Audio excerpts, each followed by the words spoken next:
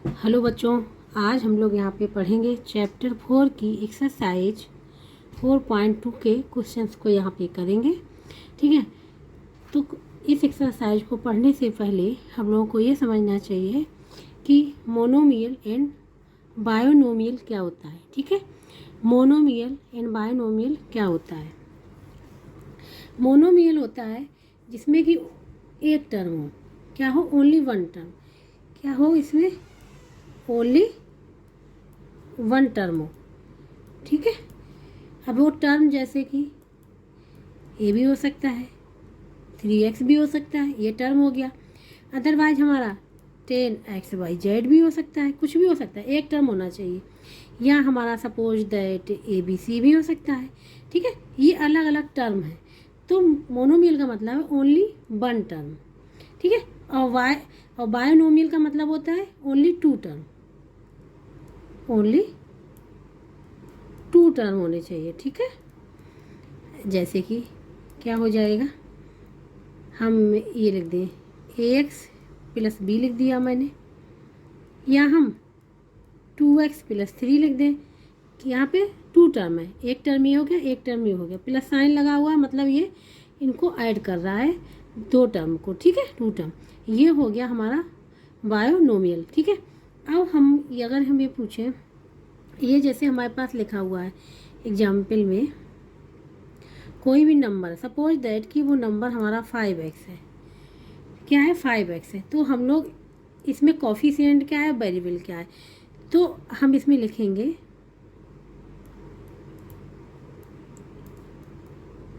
Coefficient with variable.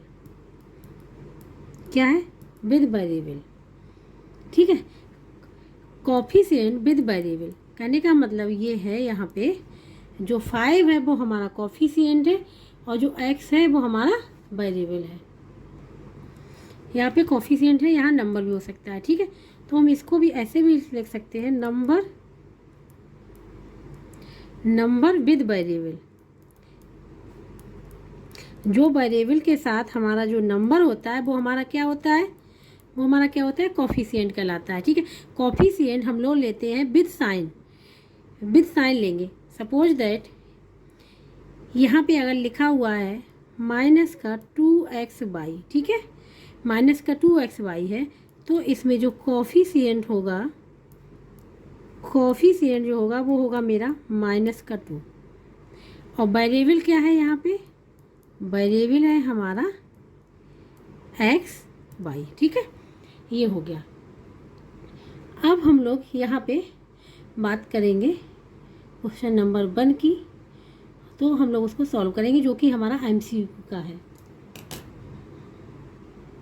ये question लिखा हुआ है, MCQ क्वेश्चन है, इसके 3 पार्ट हैं। क्वेश्चन नंबर 1 के पहला है, द प्रोडक्ट ऑफ 7/5 एंड 10/20।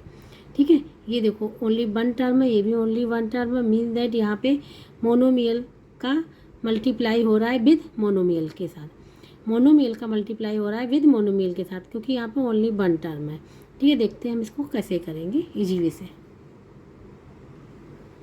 ये है क्वेश्चन नंबर फर्स्ट का फर्स्ट पार्ट हम लोग यहाँ पे करेंगे। ठीक है, इसमें कहा गया द प्रोडक्ट ऑफ 7/5 एंड 10/20, इसका मल्टीप्लाई करना है।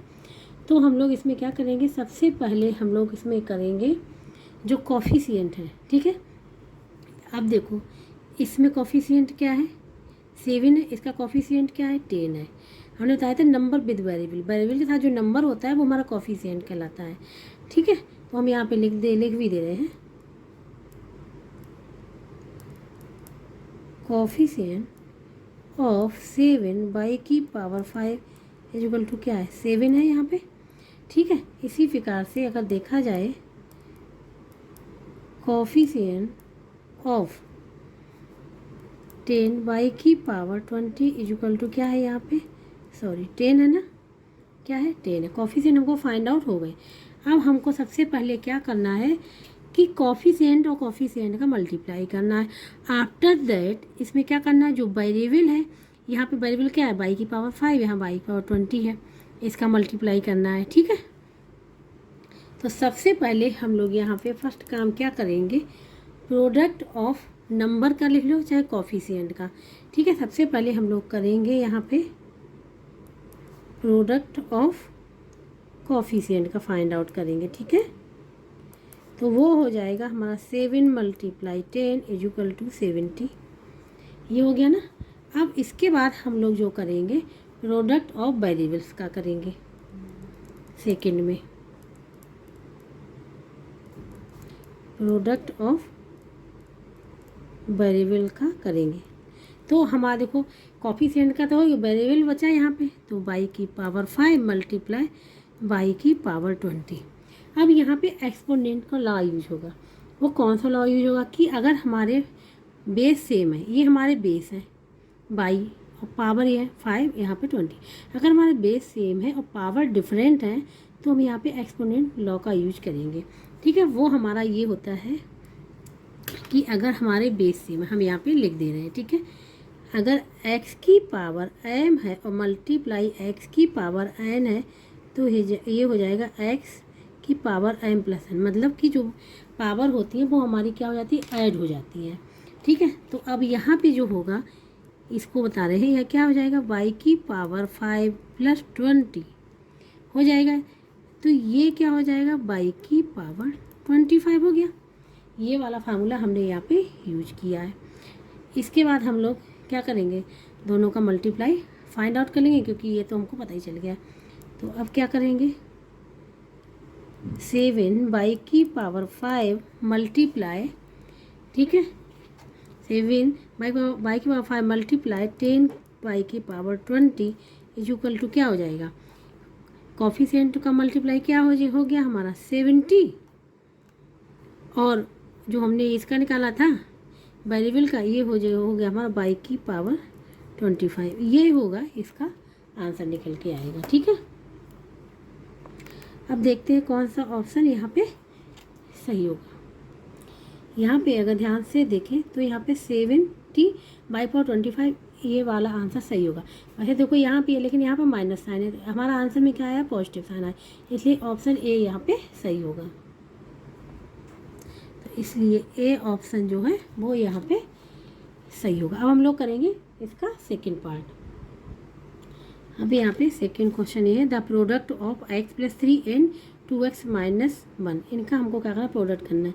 ये जो हमारे बायनोमियल है, कौन से बायनोमियल, क्योंकि इसमें 2 टर्म है, इसमें भी 2 टर्म है और 2 टर्म इसमें भी है, ठीक है। तो देखो इसको कैसे करेंगे हम लोग।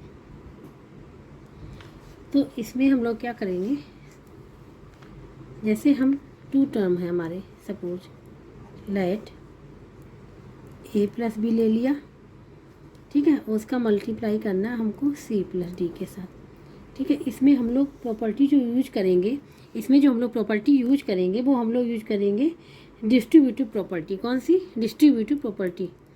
तो लिखेंगे यहाँ पे अप्लाइंग डिस्ट्रीब्यूटिव प्रॉपर्टी, ठीक है। अभी हम डायरेक्ट उसको नहीं करेंगे, इसलिए हम इसको बता रहे हैं आप लोग करके। तो क्या होती है डिस्ट्रीब्यूटिव प्रॉपर्टी, जो a है, a का पहले मल्टीप्लाई इन दोनों में होगा, ठीक है, फिर प्लस साइन लगाएं, फिर b का भी इन दोनों में होगा। तो ये हो जाएगा a, यहाँ लिखेंगे c + d, फिर प्लस साइन प्लस b, फिर c + d, ठीक है। अब ये हमारा क्या है, मोनोमियल है, ये हमारा बायोनोमियल है, ये भी हमारा इसी प्रकार से है। और इन दोनों को हम लोग क्या कर दें, अगर ओपन कर दें तो ये हो जाएगा AC + AD, ये हो जाएगा BC + BD, ठीक है। इस प्रकार से हम लोग इसको सॉल्व करेंगे। तो इसमें भी हम लोग क्या करेंगे, सबसे पहले लिख लेते हैं हम यहाँ पे कि x + 3 में मल्टीप्लाई हो रहा है 2x - 1, ये हमने यहाँ पे लिख लिया। इसके बाद क्या करेंगे, x का मल्टीप्लाई इसमें करेंगे, तो हम लोग यहाँ पे लिखेंगे x × 2x - 1, फिर यहाँ प्लस साइन है, जो साइन होगा वो साइन हम लोग लगाएंगे। अगर यहाँ माइनस का होता तो माइनस लगाते, प्लस का है तो प्लस लगाएंगे, +3 लिखेंगे यहाँ पे 2x - 1, ठीक है। अब x का मल्टीप्लाई अंदर कर देंगे, ठीक है, इस वाले में, और फिर 3 का मल्टीप्लाई इसमें करेंगे। तो x का करेंगे तो यहाँ हो जाएगा 2x × x, यहाँ हो जाएगा -1 मल्टीप्लाई x। हम डायरेक्ट भी कर सकते लेकिन आपको बता रहे हैं करके कैसे किया जाएगा। ये हो जाएगा 2x मल्टीप्लाई 3, ये हो जाएगा 1 मल्टीप्लाई 3। अब यहाँ देखो बेस सेम है, हमारे 2 लिख दिया हमने, बेस सेम है तो पावर ऐड हो जाएंगी। पावर इस पर 1 है, इस पर भी पावर 1 है, तो ये हो जाएगा x²।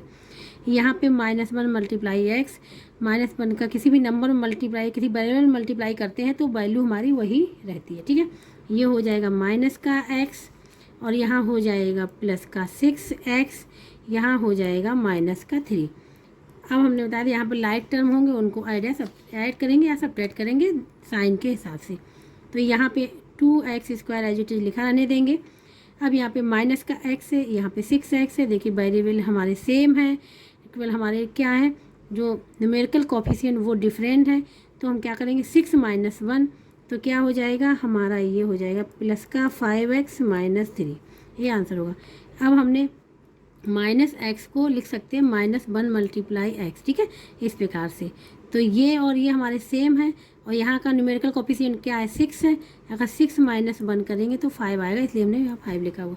तो ये आंसर इसका निकल के आएगा। हम देखते हैं कि कौन सा ऑप्शन वहाँ पे सही होगा, इसको चेक करेंगे। तो यहाँ पे देखिए A option 2x² + 5x - 3, A option यहाँ पे सही होगा। ठीक है, तो अब हम लोग यहाँ पे लिख देंगे कि जो ए ऑप्शन है वो क्या है, करेक्ट है। ठीक है, अब हम लोग करेंगे इसका थर्ड पार्ट। क्वेश्चन नंबर 3 हमने यहाँ पे लिख लिया है। यहाँ पे हमको वैल्यू गिवन है x एंड y की और फाइंड आउट करनी है इसकी वैल्यू। ठीक है, तो इसको अब हम लोग सॉल्व करेंगे। क्या करेंगे, x = 3 एंड y = 2 है, ये जो हमको दिया गया एक्सप्रेशन इसमें हम लोग पुटअप कर देंगे। ठीक है, तो x - y, तो x की वैल्यू क्या है 3 - 2 लिख लिया हमने। और यहाँ पे x² है, मीन्स दैट 3 का स्क्वायर प्लस 3 × 2 प्लस यहाँ पे y² है तो इसके मतलब 2 का स्क्वायर।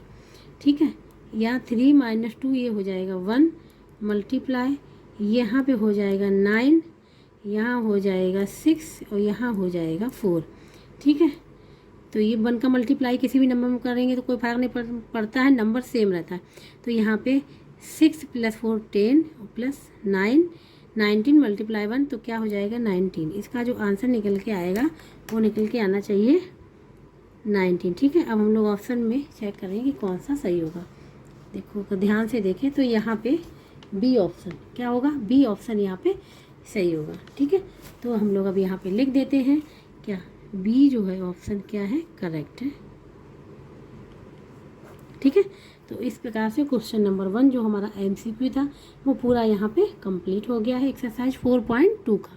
जिसको कहीं भी डाउट हो वो हमको कमेंट बॉक्स में करके बता दें तो हम उसको वहाँ पे समझा देंगे। और जिसको वीडियो अच्छा लगा हो वो please like share and subscribe कर दें।